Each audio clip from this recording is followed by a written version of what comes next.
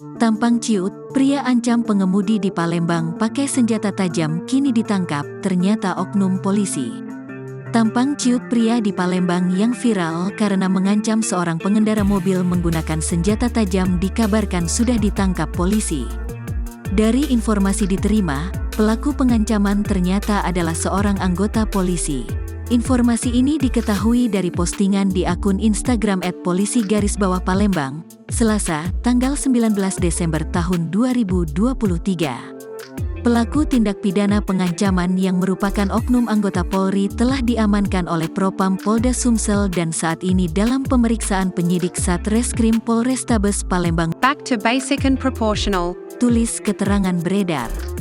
Di kolom komentar, akun @Satreskrim Polrestabes Palembang juga turut memberi pernyataan terkait pelaku yang dikabarkan sudah diamankan di Propam Polda Sumsel.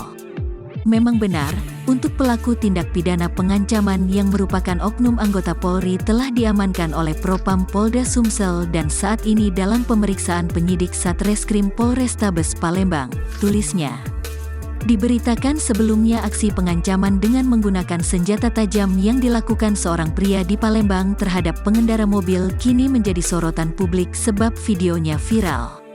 Sembari memegang sajam yang dipegang di belakang pinggangnya, pria itu mengancam korban dan mengaku memiliki banyak keluarganya yang merupakan anggota polisi.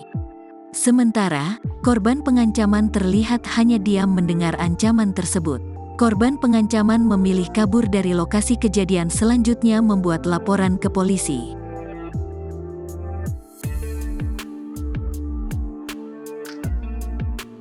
Download Tribun X sekarang, menghadirkan lokal menjadi Indonesia.